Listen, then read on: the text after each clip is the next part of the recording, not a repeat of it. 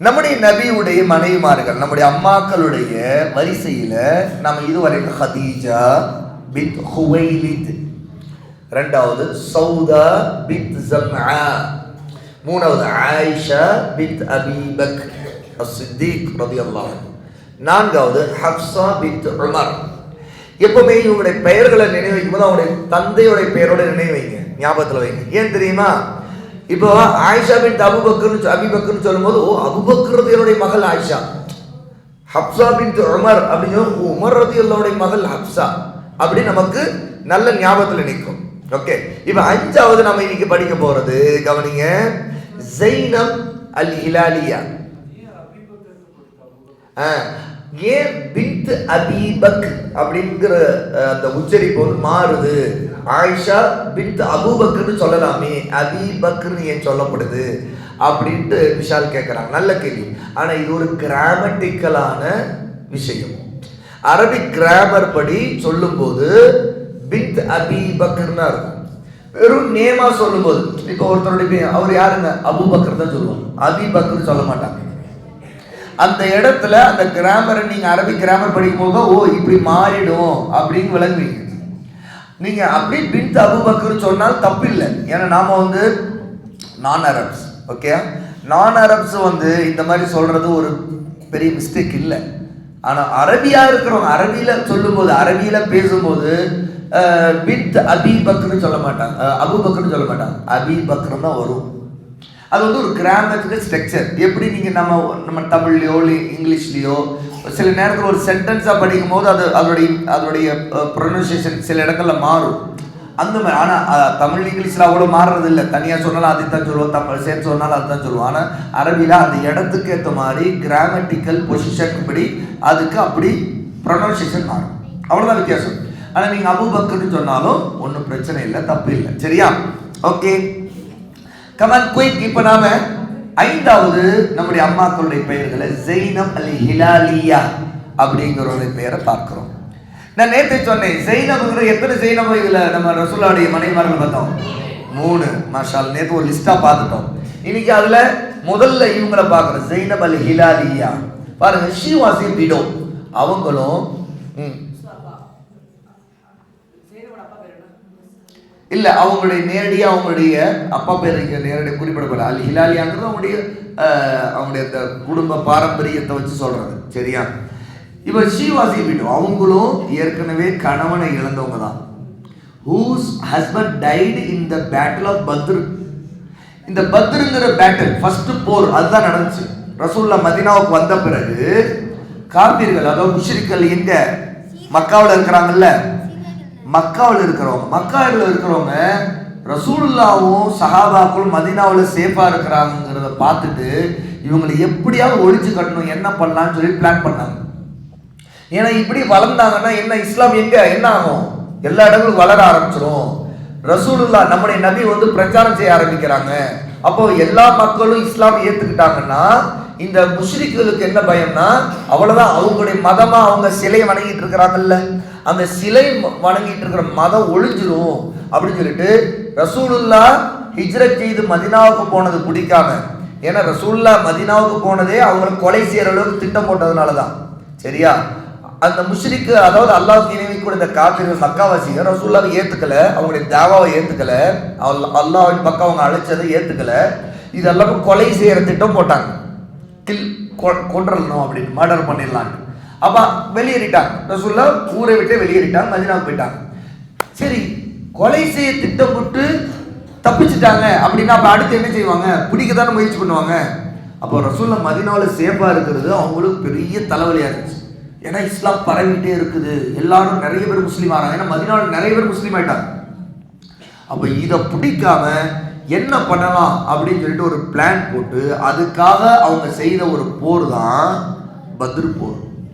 இந்த பத்ர் போர்ல நிறைய சஹாபாக்கள் மௌத்தானாங்க, அதாவது ஷஹீதானாங்க அல்லாஹ்வுடைய பாதையில். அதுல ஒருத்தர் ஸைனப் அல் ஹிலாலியாவுடைய ஹஸ்பண்ட். அப்ப அவங்க ஹஸ்பண்ட் மௌத்தான பிறகு, அங்க ஷஹீதான பிறகு அவரை யார், நம்முடைய ஸைனப் அல் ஹிலாலியாவை ரசூலுல்லாஹ் பின்னாடி நிக்கா பண்ணாங்க. The Prophet sallallahu alaihi wasallam married her when he he 50 years old, 56 years old. 56 வயசு ரசூலுல்லாஹ் என்னது அவங்கள கல்யாணம் பண்ணும்போது அவங்களுக்கு 56 வயசு. யாருக்கு? ஜைனப் அல் ஹிலாலியாவுக்கு 56 வயசு. சரியா? The Prophet sallallahu married her when he 56 years old. 56வது வயசுல ரசூலுல்லாஹ் இருக்கும்போது கல்யாணம் பண்ணாங்க. சரியா? அவங்களுக்கு இல்ல, ரசூலுல்லாஹ்வுக்கு 56 வயசு. சரியா? He married her out of concern for her welfare. எதுக்காக கல்யாணம் பண்ணாங்கன்னா, ஜைனப் அல் ஹிலாலியாவுடைய கஷ்டங்களை பார்த்துட்டு அவங்களுக்கு ஹெல்ப் பண்ணணும், அவங்கள நல்லபடி பார்த்துக்கணும் அப்படிங்கிறதுக்காக ரசூலுல்லாஹ் கல்யாணம் பண்ணாங்க. ஆனால் பத்ரு போர் நடந்த முடிஞ்சு அவங்களுடைய கணவர் இறந்த உடனே இந்த கல்யாணம் நடக்கலை. ஏன்னா அப்படி பார்க்கும்போது ரசூலுல்லாஹ்வுக்கு அந்த நேரத்தில் 52 வயசு தான் இருக்கும். பத்ரு போர் முடிஞ்ச நேரத்தில் ரசூலுல்லாஹ்வுக்கு 52 வயசு தான் இருக்கும். ஆனால் அதுக்கு பிறகு ஒரு 4 வருஷத்துக்கு பிறகு தான் ஜைனபை ரசூலுல்லாஹ் கல்யாணம் பண்ணாங்க. ஏன் கல்யாணம் பண்ணாங்கன்னா, அவங்க ஒரு விடோவா, அவங்களுக்கு ஹஸ்பண்ட் இல்லாமல் இருக்கிறாங்க, சரி நாமளே கல்யாணம் பண்ணலாம் அப்படின்னு சொல்லிட்டு ரசூலுல்லாஹ் கல்யாணம் பண்ணாங்க. என்னன்னா அவங்களுக்கு ஹெல்ப்பா இருக்கணும் அப்படின்னு பாருங்க. And to take care of her after the death of her husband. சரி, அவங்களுடைய என்னது ஹஸ்பண்டுடைய மரணத்துக்கு பிறகு அவங்கள தானே பார்த்துக்கணும், தன்னுடைய செலவுல பார்த்துக்கலாம் அப்படின்னு சொல்ல கல்யாணம் பண்ணாங்க. இது 5வது ஜைனப் அல் ஹிலாலியா. அஸ்லம் நேரா உட்காருங்க, சரியா உட்காருங்க. 6வது உம்மு சலமா ரலியல்லாஹு அன்ஹா. உம்மு சலமா அப்படின்னு சொன்னா சலமாவுடைய அம்மான்னு அர்த்தம். அப்படின்னா என்ன? சலமான்னு சொல்லிட்டு அவங்களுக்கு ஒரு மகன் இருந்தாங்க. சரியா? உம்மு சலமா அவங்கள ரசூலுல்லாஹ் எப்ப கல்யாணம் பண்ணாங்க? she was one of the earliest people to accept Islam along with her husband. உம்மு சலமா எப்படிப்பட்டவங்க தெரியுமா? ஆரம்பத்திலே இஸ்லாமை ஏற்றுக்கொண்டு முஸ்லீம் ஆனவங்க ஒரு பெண். அவங்க எப்படி? அவங்க மட்டும் இல்லை, அவங்களும் அவங்களுடைய ஹஸ்பண்டும் 2 பேரும் ஒன்னா இஸ்லாமை தழுவி இஸ்லாம ஷஹாத கலிமா சொல்லி முஸ்லீம் ஆயிட்டாங்க. இப்படி இருந்தவங்க பாருங்க, they both migrated to Abyssinia then Medina. 2 பேருமே அபிசீனியாவுக்கு போனவங்க. அபிசீனியாவுக்கு ரசூலுல்லாஹ் எப்போ அனுப்பி வச்சாங்கன்னா, ரசூலுல்லாஹ் 40 வயசுல நபியாகி 5வது வருஷம் 45 வயசு ரசூலுல்லாஹ். அந்த டைம்ல தான் சஹாபாக்கள்ல யார் ரொம்ப மக்காவில் கஷ்டப்பட்டாங்களோ அவங்க தீன் படி வாழ்றதுக்காக, சேஃபா இருக்கணுங்கிறதுக்காக அபிசீனியாங்கிற நாட்டுக்கு அனுப்பி வச்சாங்க. நீங்க கிளம்பி போயிருங்க, அபிசீனியாவுக்கு போயிருங்கன்னு. அபிசீனியாவை தான் ஹபஷான்னு சொல்லுவாங்க. அபிசீனியாவை தான் இன்னைக்கு நம்ம எத்தியோப்பியான்னு சொல்றோம். வேர்ல்டு மேப்ல எத்தியோப்பியான்னு இருக்கும். அந்த நாட்டில் ஒரு கிறிஸ்டியன் மன்னர் இருந்தார். ஆனா ஒரு நல்லவர், நீதியானவர். பின்னாடி முஸ்லீம் ஆயிட்டார். அவர் பேர் என்ன? நஜாஷி. நஜாஷி நல்லபடி பார்த்துக்குவாரு, நீங்க சேஃபா அங்க இருக்கலாம், நிம்மதியா இருக்கலாம் அப்படின்னு ரசூலுல்லாஹ் அனுப்பி வச்சாங்க. அந்த மாதிரி போனவங்கல்ல உம்மு சலமாவுடைய ஹஸ்பண்ட் 2 பேரும் ஒன்னா கிளம்பி போனாங்க. ஒரு டீமே கிளம்பி போனாங்க. அதுல உம்மு சலமா இருந்தாங்க, அவங்களுடைய ஹஸ்பண்ட் இருந்தாங்க. இப்படி மைக்ரேட் பண்ணி, அதாவது ஹிஜ்ரத் செய்து மக்காவில இருந்து அபிசீனியாவுக்கு போனாங்க. பிறகு அங்க இருந்து ரசூலுல்லாஹ் மதீனாவுக்கு வந்த பிறகு மதீனாவுக்கு அவங்களும் வந்துட்டாங்க. யாரு? உம்மு சலமாவும் அவங்களுடைய ஹஸ்பண்டும் வந்துட்டாங்க. அப்புறம் நடந்தது என்ன பாருங்க. இன் மதீனா ஹர் ஹஸ்பண்ட் டைட். யாருடைய ஹஸ்பண்ட்? உம்மு சலமாவுடைய கணவர் ஹஸ்பண்ட் எங்க இறந்துட்டாரு? மதீனாவில். அபிசீனியாவிலே மதீனாவிலையா? மதீனாவில். அப்போ அதாவது ரசூலுல்லாஹி ஸல்லல்லாஹு அலைஹி வஸல்லம் ஹிஜ்ரத் செய்தது எப்பன்னு கேட்டா அவங்களுடைய 53 வயசுல 53 இயர்ஸ் ஓல்டு. அப்போ அவங்களுக்கு ரசூலுல்லாஹ்வுக்கு, அதாவது 40 வயசுல ரசூல் ஸல்லல்லாஹு அலைஹி வஸல்லம் நபியாராங்களா. 13 வருஷம் தான் ரசூல் ஸல்லல்லாஹு அலைஹி வஸல்லம் மக்காவில் தான் இருந்தாங்க. 13 வருஷம் தாவா கொடுத்தாங்க. அப்போ 53 வயசு ஆகுதா? அந்த டைம்ல ரசூல் ஸல்லல்லாஹு அலைஹி வஸல்லம் ஹிஜ்ரத் செய்கிறாங்க. ஹிஜ்ரத் செய்த பிறகு மதீனாவுக்கு வந்துட்டாங்க. ரசூலுல்லாஹ்வுடைய 45வது வயசுல தான் அபிசீனியாவுக்கு இவங்கெல்லாம் போனாங்க. ரசூலுல்லாஹ் மதீனாவுக்கு வந்துட்டாங்க தெரிஞ்ச பிறகு அங்க இருந்தவங்க எல்லாம் நிறைய பேர் கிளம்பி மதீனாவுக்கு வந்துட்டாங்க. சரியா? அப்ப ரசூலுல்லாஹி ஸல்லல்லாஹு அலைஹி வஸல்லம் மதீனாவுக்கு வந்த பிறகு இவங்களும் வந்துட்டாங்கன்னு தெரியுது இல்லையா? அப்ப 53 வயசுக்கு பிறகு ரசூலுல்லாஹ் அங்க இருக்கிறப்ப தான் இவங்க வந்தாங்க. ஏறத்தாழ ஒரு நியர்லி 7 வருஷமோ 9 வருஷமோ அவங்க எங்க இருந்தாங்க? அபிசீனியால தான் இருந்தாங்க. யார்? உம்மு சலமா, அவங்களுடைய ஹஸ்பண்ட் எல்லாரும். அதுக்கு பிறகு இங்க வந்தாங்க. இது சொல்லும் போது எனக்கு நான் உங்களுக்கு சொன்ன ஒரு விஷயத்தை கரெக்ஷன் பண்ணணும்னு நினைக்கிறேன். எனக்கு இப்பதான் கணக்குல கரெக்டா தோணுது. ரசூல் ஸல்லல்லாஹு பத்ர் யுத்தம் நடந்து ரசூல் ஸல்லல்லாஹு அலைஹி வஸல்லம் 52 வயசுன்னு சொன்னேன், அது தப்பு.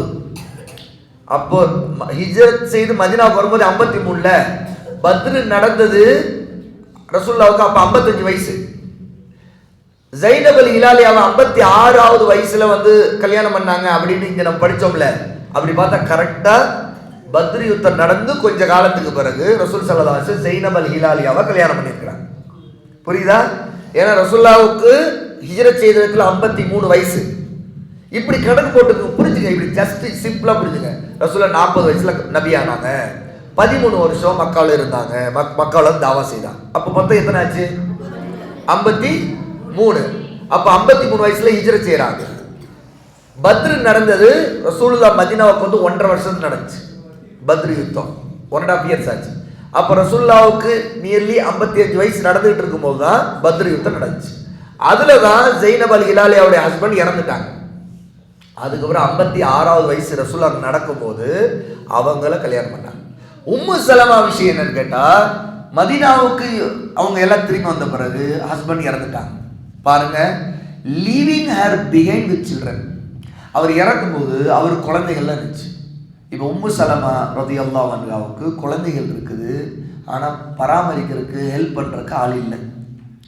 இப்போ இப்படி ஒரு கஷ்டத்தில் அவங்க இருக்கும்போது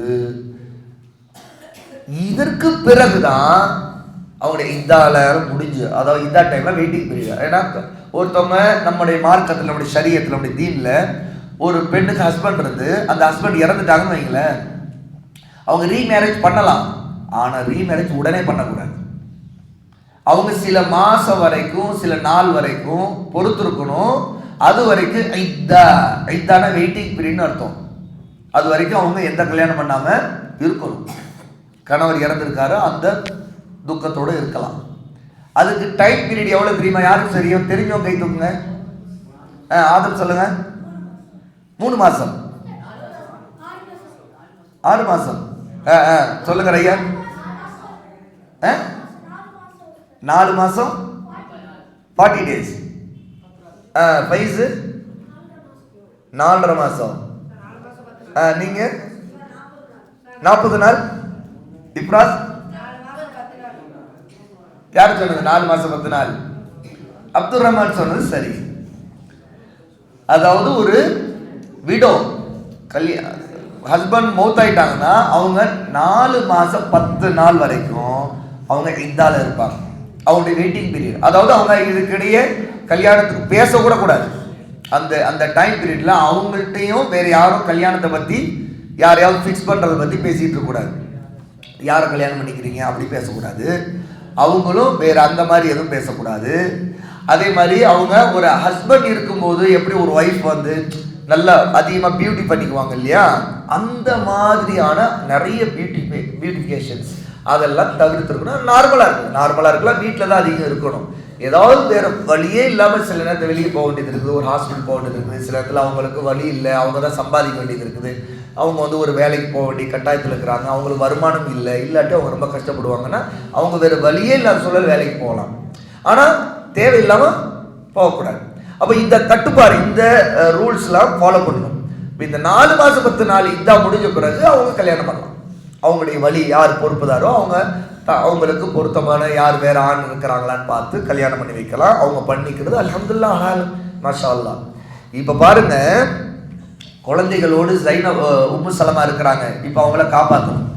The Prophet sallallahu alaihi wasallam married her in her old age. அதாவது உம்மு சலமாவுக்கு வயசு அதிகம் தான், சரியா? And he was even older. ரசூலுல்லாஹ்வுக்கு வயசு ரொம்ப அதிகமாக தான் இருந்துச்சு. ஆனால் ரசூல் ஸல்லல்லாஹு அலைஹி வஸல்லம் உம்மு சலமாவை கல்யாணம் பண்ணிக்கிட்டாங்க, சரியா? அப்போ 6வது நாம இன்னைக்கு பார்த்ததுல இவங்க.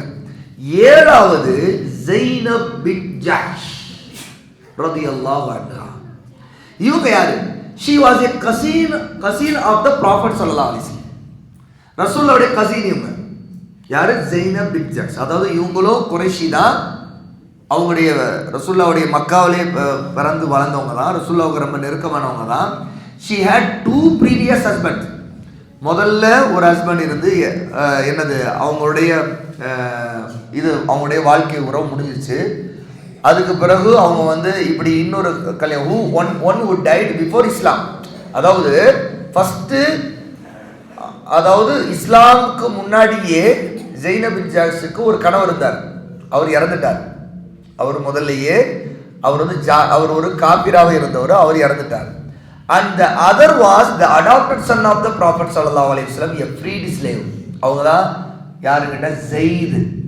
ஜெயித் இப்னு ஹாரிசாங்கிறவங்க. இவங்க ரெண்டாவது ஹஸ்பண்ட். அதாவது முதல்ல இருந்தவர் இறந்த பிறகு இன்னொரு கல்யாணம் பண்ணாங்க, ஜெய்னப் பின் ஜாஷ். அந்த கல்யாணம் யாரோட நடந்துச்சுன்னா, ரசூலுல்லாஹி ஸல்லல்லாஹு அலைஹி வஸல்லம் ஒரு அடாப்டட் சன்னா வச்சிருந்தாங்க. யாருன்னா ஜெயித் இப்னு ஹாரிசாங்கிறவங்க. Zaid ibn Haritha. பிறகு அவங்களை விடுதலை செய்துட்டாங்க. சரியா? முதல்ல அடிமையா இருந்தாங்க அந்த ஜெயித் இப்னு ஹாரிசா. அவங்களுக்கு ரசூல் ஸல்லல்லாஹு அலைஹி வஸல்லம் ஜெய்னப் பின் ஜாஷை கல்யாணம் பண்ணி வச்சாங்க. அப்புறம் இந்த உறவு இருக்குதுல்ல, ஜெயிதோட வாழ்ற வாழ்க்கை ஜெய்னபுக்கு, அது டிவோர்ஸ்ல முடிஞ்சிருச்சு. அவங்க ஒன்றா வாழ முடியல, அவங்களுக்குள்ள மனசுக்கு ஒத்து வரல, அவங்க அண்டர்ஸ்டாண்டிங்கோடு இருக்க முடியல. அதுக்கு பிறகு அவங்க பிரிஞ்சிட்டாங்க. It was the custom of the Arabs that an adopted son would be considered to be one's real blood son. அரபிகள்கிட்ட, அதாவது ரசூலுல்லாஹி ஸல்லல்லாஹு அலைஹி வஸல்லம் காலத்தில் வாழ்ந்த அரபிகள், ஜாஹிலியா மக்கள், காபிர்கள்ட்ட ஒரு நம்பிக்கை இருந்துச்சு. என்ன நம்பிக்கைனா, ஒருத்தர் என்னுடைய வளர்ப்பு பையன், நான் தத்தெடுத்துக்கிறேன், அது ஒருத்தர் சொந்தமாக குழந்தை இல்லைன்னா, குழந்தை இருந்தாலும் இல்லாவிட்டால் என்னுடைய வளர்ப்பு பையன் அப்படின்னு சொல்லிட்டா, மக்கள் எல்லாம் என்ன நினைப்பாங்கன்னா, இவர் ஒரு ரியல் சன்னு நினைப்பாங்க. அந்த மாதிரி நம்புவாங்க. உண்மையிலே இவருக்கு பிறந்த மாதிரி நினைப்பாங்க. அவங்களும் அப்படிதான் நினைப்பாங்க, என்னுடைய ஓன் சன் தான் அப்படிங்கிற மாதிரி நம்புவாங்க. இது ஒரு தப்பான கொள்கை, நம்பிக்கை. இதை ரசூலுல்லாஹ் முற்றுப்புள்ளி வச்சுட்டாங்க. இது ஃபுல் ஸ்டாப் வச்சுட்டாங்க. இது இனிமேல் அந்த மாதிரி நினைக்க கூடாது அப்படின்ட்டு. என்ன நினைச்சு பாருங்க. However, Islam abolished this concept. இந்த கான்செப்ட், இந்த நம்பிக்கை, இஸ்லாம் அல்லாஹ்வுடைய தீன் ரசூலுல்லாஹ் நபியா வந்த பிறகு இதை ஒழிச்சு கட்டினாங்க. எப்படி? And maintained the rights of the real blood parents of a child even after adoption to somebody else. ரசூலுல்லாஹ் வந்த பிறகு உண்மையாகவே பிளட் ரிலேஷனோடு இருக்கக்கூடிய தாய் தந்தை உறவு இருக்குது இல்லையா, அதைத்தான், அதுக்குள்ள ரைட்ஸ் தான் அதுக்குள்ள கொடுக்கணும். இந்த மாதிரி அடாப்ட் பண்றவங்கள இந்த பிளட் ரிலேஷன் கூட அதுக்கு சமமா நினைக்க கூடாது அப்படிங்கிறத சொல்லி ரசூல் ஸல்லல்லாஹு அலைஹி வஸல்லம் அல்லாஹ்வும் அந்த சட்டத்தை இறக்கினார். அதுக்கு பிறகு இனி யாரும் உண்மையான அந்த சன்னா ஆக முடியாது, டாக்டர் ஆக முடியாது அடாப்ட் பண்றதுனால அப்படிங்கிற ஒரு ரூலை அல்லாஹ்வுடைய நபி ஸல்லல்லாஹு அலைஹி வஸல்லம் சொன்னாங்க. இந்த மாதிரி ஜெயித் இப்னு ஹாரிசாங்கிற ஒரு ரசூலோட அடாப்டட் சன்னா இருந்து, அந்த அடாப்டட் சன்னு டிவோர்ஸ் பண்ண பிறகு, இதால முடிஞ்ச பிறகு ரசூலுல்லாஹ் ஜெய்னப் பின் ஜாஷை கல்யாணம் பண்ணிட்டாங்க. அப்ப இதுல எப்பவுமே சொந்த மகன் கல்யாணம் பண்ணி இல்லை டிவோர்ஸ் ஆன ஒரு பெண்ணை தந்தை கல்யாணம் பண்ண முடியுமா? கூடாது. சொந்த மகன் செய்திருந்தா அது மாதிரி ஹராம், அது செய்யக்கூடாது. ஆனா ஜெயித் இப்னு ஹாரிசா ரசூலுடைய ஒரு அடாப்டட் சன்னா, வேற ஒருத்தருக்கு பிறந்தவர் தான் இருந்தனால, அவர் டிவோர்ஸ் பண்ண பிறகு ரசூல் ஸல்லல்லாஹு அலைஹி வஸல்லம் இதால முடிஞ்ச பிறகு தன்னுடைய கசீனுடைய உறவா இருக்கக்கூடிய ஜெய்னபை ரசூலுல்லாஹ் கல்யாணம் பண்ணிக்கிட்டாங்க. ஓகே, அப்போ இந்த மாதிரி வந்தவங்க தான் ஜெய்னப் பின் ஜாஷ் ரலியல்லாஹு அன்ஹா. அடுத்தது எட்டாவது ஜுவைரியா பின்த் அல் ஹாரிஸ். இவங்க யார்? She was a noble woman who was captured and enslaved in war. ஜுவைரியாருன்னா ஒரு போர் நடந்ததுல, அந்த போர்ல கைதிகளா பிடிக்கப்பட்டவங்களை இவங்க ஒருத்தவங்க. ஓகே, கைதிகளா பிடிச்சு அடிமையா வச்சு கொண்டவங்க. இப்படிப்பட்ட இடத்துல தான் ஜுவைரியா வந்தாங்க ரசூலுல்லாஹ்வுக்கு முன்னாடி. She came to the Prophet sallallahu alaihi wasallam complaining of her situation. அப்ப இந்த மாதிரி ஒரு கைதியா இருக்கும்போது ரசூலுல்லாஹ்வோட ஜுவைரியா சொன்னாங்க, என்னுடைய சிச்சுவேஷன், என்னுடைய கஷ்டங்கள் இப்படி இருக்குது அப்படின்ட்டு. And asking the Prophet to help her to free herself by paying her ransom. இப்ப பாருங்க, இதுல என்ன நடந்துச்சு தெரியுமா? அவங்க ஒரு கைதியா, ஒரு அடிமையா ஒருத்தவங்கள்ட்ட இருக்கிறாங்க போது, நான் விடுதலை அடையணும், அதுக்கு நீங்க ஹெல்ப் பண்ணுங்க அப்படின்னு ஜுவைரியா கேட்டாங்க. சரியா? அப்போ ஃப்ரீ ஆயிடலான்ட்டு. இப்போ அடுத்து என்ன நடந்துச்சு? The Prophet sallallahu alaihi wasallam paid her ransom and then married her. அந்த அவங்க விடுதலையாளருக்கான பணத்தை எல்லாம் கொடுத்து ரசூல் ஸல்லல்லாஹு அலைஹி வஸல்லம் உதவி செய்து அவங்களே திருமணமும் செய்துக்கிட்டாங்க.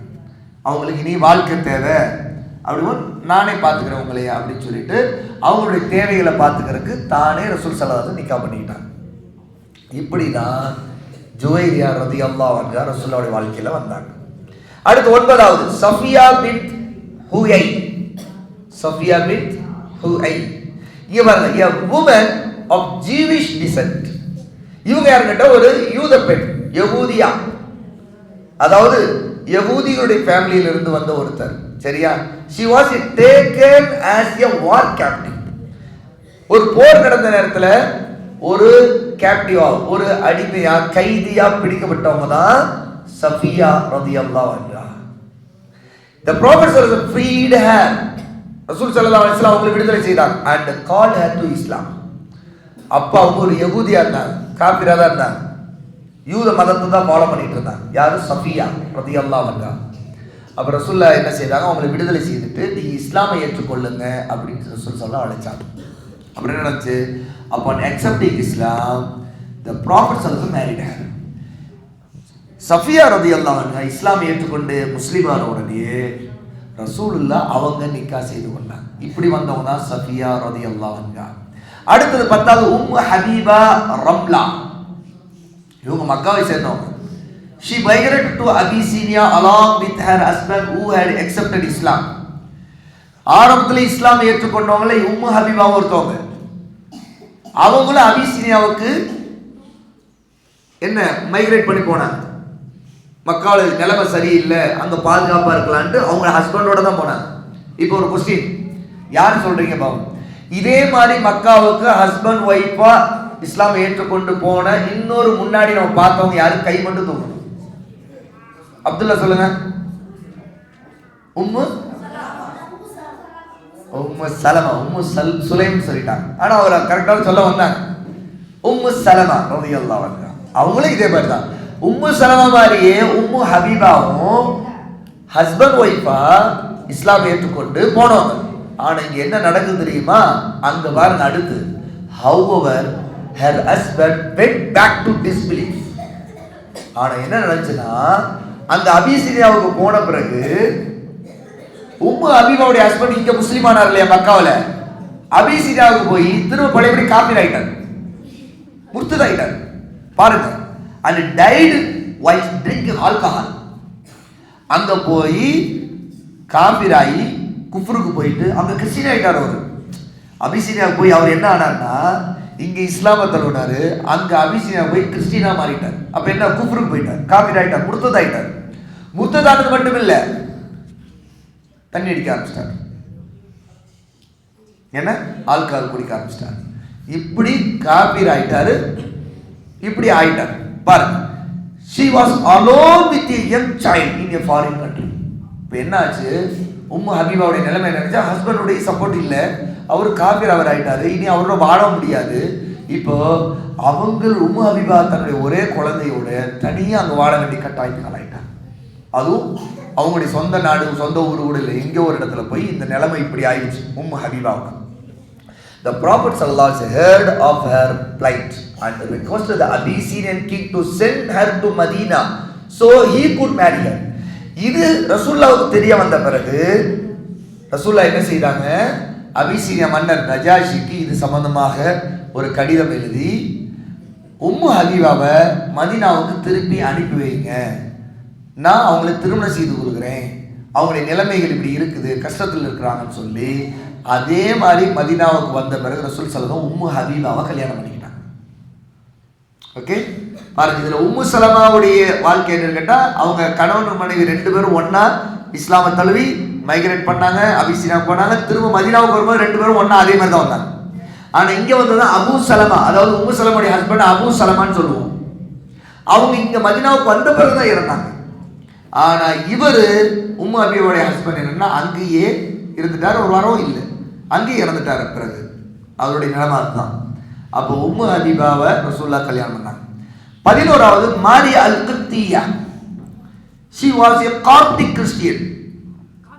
காப்டிக்னா எகிப்தை சேர்ந்தவங்கன்னு அர்த்தம். அதுவும் எப்படின்னு கேட்டா, ஃபிரௌன் இருக்கிறான்ல, ஃபிரௌனுடைய அந்த பெரிய அவனுடைய கூட்டம் இருக்குல்ல, அந்த கூட்டத்திலிருந்து வந்தவங்க. அதான் பிறோனுடைய காலத்தில் வாழ்ந்தவங்க இல்லை, பிறோனுடைய காலம் இதுக்கெல்லாம் பல ஆயிரம் வருஷத்துக்கு முன்னாடி. ஆனா அந்த ஒரு லீனேஜ், அதாவது அந்த வம்சம், ஃபேமிலி பேக்ரவுண்ட் அவங்களுக்கு இருந்துச்சு. ஏன்னா மாரியா அல் கிப்தியா, அல் கிப்தி அப்படின்னு சொன்னாலே அல் கிப்தி கூட்டம் தான் ஃபிரௌன் ஆட்சி செய்திருந்த காலத்துல பெரிய ஆட்சி அதிகாரத்துல எகிப்துல இருந்தவங்க. அந்த அல் கிப்தியா கூட்டத்தை சேர்ந்தவங்க தான் மாரியா. அவங்க ஒரு கிறிஸ்டியன். எப்படிப்பட்ட கிறிஸ்டியன்னா, இந்த ஃபிரௌனுடைய கூட்டத்தை சேர்ந்ததுல இருந்து அந்த லீனேஜ்ல அந்த வம்சத்துல வந்த ஒரு காப்டிக் கிறிஸ்டியன். பாருங்க, who was sent as a gift from the king of Egypt at that time. சரி, எப்படி இவங்க ரசூலுல்லாஹ்வுடைய வாழ்க்கையில வந்தாங்க அப்படின்னா, எகிப்து ஆட்சி செய்து இருந்த ஒரு ராஜா, அவர் ரசூலுல்லாஹ்வுக்கு ஒரு கிஃப்டா மாரியாவை அனுப்பி வச்சார். இந்த மாதிரி அந்த காலத்துல இருக்கும். அதாவது இவங்க கல்யாணம் பண்ணிக்கலாம் அல்லது அடிமையா வச்சுக்கலாம், யாரு ரிசீவ் பண்றவர். அப்ப அந்த மாதிரி வந்தவங்க தான் மாரியா. நான் இன்ஷால்லா அடுத்த முறை கேள்வி கேட்கும் போது இதுல இப்ப எல்லாத்தையும் நீ உள்வாங்கிக்கணும். இன்ஷால்லா உங்களுக்கு ஒரு குட் நியூஸ் இன்னைக்கு அல்லாஹ் நாடினா உங்களுக்கு இந்த பிரிண்ட் அவுட் இன்னைக்கு கொடுத்துருவோம் இன்ஷால்லா. நீங்க அது ஒரு ரிவிஷன் பண்ணிக்கிட்டீங்கன்னா நாளைக்கு நான் மாத்தி கேட்பேன், மாரியாவை பத்தி சொல்லுங்க, அல் கிப்தியா ரலியல்லாஹு அன்ஹா, அந்த பக்கம் உம்மு ஹபீபா பத்தி சொல்லுங்க. நானா கேட்பேன், யார் யார்ட்டும் கை காட்டி கேட்பேன். அப்ப நீங்க ஆன்சர் பண்ணணும். ஏன்னா இந்த ஹிஸ்டரி நீங்க எவ்வளவு உள்வாங்கி ஞாபகத்தில் வச்சிருக்கீங்க நான் பார்க்கணும். அப்போ இந்த மாதிரி மாரியா அல் கிப்தியாவை ஒரு கிஃப்டா தான் கிங் ஆஃப் ஈஜிப்ட் என்ன செய்தார், ரசூலுல்லாஹ்வுக்கு அனுப்பி வச்சார். upon her accepting Islam, மாரியா வந்து இஸ்லாமை ஏற்றுக்கொண்டு முஸ்லீமான பிறகு the Prophet sallallahu alaihi wasallam married her and freed her from being a captive. ரசூலுல்லாஹ் ஒரு அடிமையா தான் இங்க மாரியா வந்தாங்க. ரசூல் என்ன செய்தாங்க, அவங்கள விடுதலை செய்துட்டு தானே கல்யாணமும் பண்ணிக்கிட்டாங்க. சரியா? 12வது ஜைனப் பின் ஹுசைமா ரலியல்லாஹு அன்ஹா. She was known as உம்முல் மசாகீன். உம்முல் மசாகீன், மிஸ்கீனுக்கு ப்ளூரல்ல மசாகீன். மிஸ்கீன்னா யாரு? Poor people. மசாகீன்னா புவர் பீப்புள், நிறைய புவர்ஸ் நிறைய பேர் இருக்கிறவங்கள தான் சொல்லுவாங்க மசாகீன். மிஸ்கீனுக்கு ப்ளூரல். உம்முல் மசாகீன் அப்படின்னு சொன்னா ஏழை மக்களுக்கான அம்மான்னு அர்த்தம். என்ன அர்த்தம்? அவங்க நிறைய ஏழைகளுக்கு நிறைய தர்மம் செய்யறவங்க, நிறைய ஹெல்ப் பண்ணுவாங்க, சாப்பாடு கொடுப்பாங்க, தங்களால் முடிஞ்சதெல்லாம் கையில் இருக்கிறதெல்லாம் கொடுத்துருவாங்க அவங்க. அந்த மாதிரி ஒருத்தவங்க தான் யாரு, ஸைனப் பின் ஹுசைமா ரலியல்லாஹு அன்ஹா. அதனாலதான் அவங்களுக்கு ஸைனப் பேரா இருந்தாலும் பொதுவா அவங்களை எல்லாரும் எப்படி உம்முல் மசாகின் தான் சொல்லுவாங்க மக்கள். ஏன்னா மிஸ்கின்களுக்கு தாய் அவங்க. ஏதோ ஒரு மிஸ்கின், அதோ ஒரு கஷ்டத்துல இருக்கிற ஒரு ஏழை ஏதோ ஒரு கஷ்டத்தை போய் அவங்கள்ட்ட சொல்லிட்டா அவங்க என்ன தன்னால முடியுமோ அதை செய்துருவாங்க. இன்னும் எந்த அளவுக்கு தெரியுமா, அவங்க இந்த ரசூலுல்லாஹ்வுடைய மௌத்துக்கு பிறகு அவங்க எந்த அளவுக்கு இருந்தாங்கன்னா, அவங்களுக்கு கையில காசு பணம் இருக்காது, இல்லாட்டி கூட என்ன செய்வாங்க தெரியுமா, வீடுகள்ல பாத்திரம் தேய்ச்சி ஹெல்ப் பண்ணி தான் சம்பாதிச்சு அந்த காசுல இருந்து சடங்கை செய்வாங்க. அந்த அளவுக்கு அவங்க ஸைனப் பின் ஹுசைமா ரலியல்லாஹு அன்ஹா. அதெல்லாம் அவங்களுக்கு உம்முல் மசாகீன். நான் கேட்பேன், யார் உம்முல் மசாகீன் சொல்லணும் இன்ஷா அல்லாஹ். பாருங்க, the mother of the poor, mother of the poor. இங்க பாருங்க, due to her care and concern for the poor and needy, இதனால அவங்க தேவை உள்ளவங்க ஏழைகள் இவங்க மேல ரொம்ப கேர் பண்றதுனால தான் அவங்களுக்கு உம்முல் மசாகின்னு பேர் வந்துச்சு. she was a widow, அவங்களும் கணவரை இழந்தவங்க. அர்ஷத் எங்கேயோ இருக்கிறீங்க பேசிட்டு கவனிங்க. வேற யாரு? யூஷா, இப்ராஹிம். ஓகே, உங்கள் பக்கத்தில் இருக்கிற அப்படி சின்ன பிள்ளைங்களா இருக்கிறோம், கொஞ்சம் தூக்கம் வந்துச்சுன்னா நாமளே அவங்கள அப்படி லைட்டா கவனிங்கன்ட்டு உஷார் பண்ணணும். உஷார்.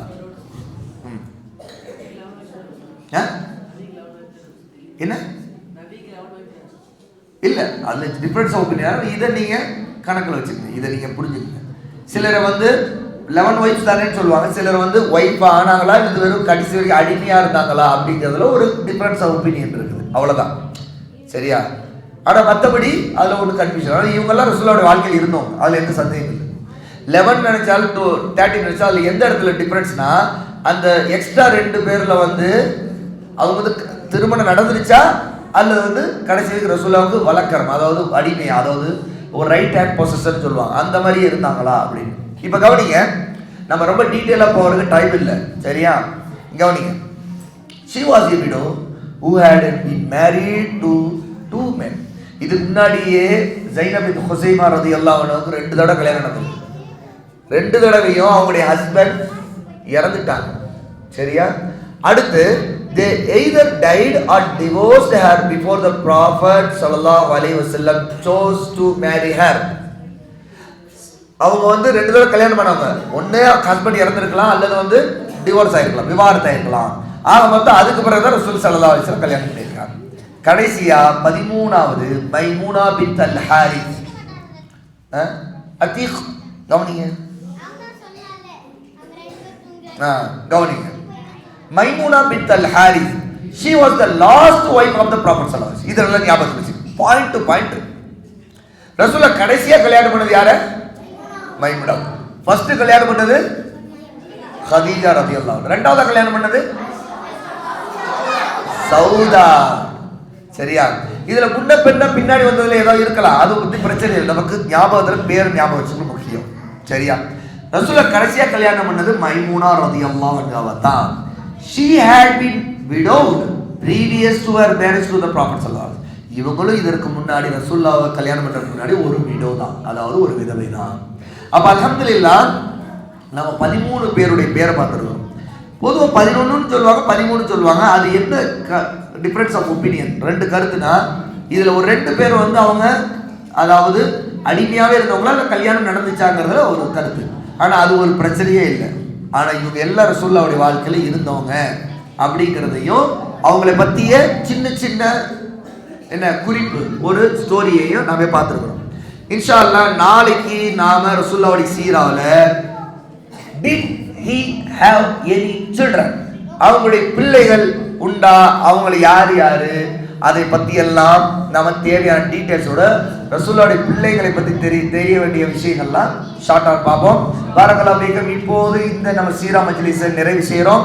இன்ஷா அல்லாஹ் அடுத்தது நீங்கள் தயாராகிறீங்க, உங்களுக்கு ஃபோனுக்கான பேசுறதுக்கு டைமுக்கு நம்ம கொடுக்குறோம் சேர்த்து. அடுத்து இன்ஷா அல்லாஹ் நாம உங்களை பிளே கிரவுண்டு கூட்டிட்டு போறோம் நாம, சரியா? இன்னைக்கு காலையிலே போக போறோம், சரியா? அதனால நான் அடுத்தடுத்து சொல்லக்கூடிய ஆர்டர்ஸை கரெக்டாக ஃபாலோ பண்ணுங்க, எல்லாம் கரெக்டாக நடக்கும் இன்ஷா அல்லாஹ். பாரக்கல்லாஹு ஃபீக்கும். அஸ்ஸலாமு அலைக்கும்.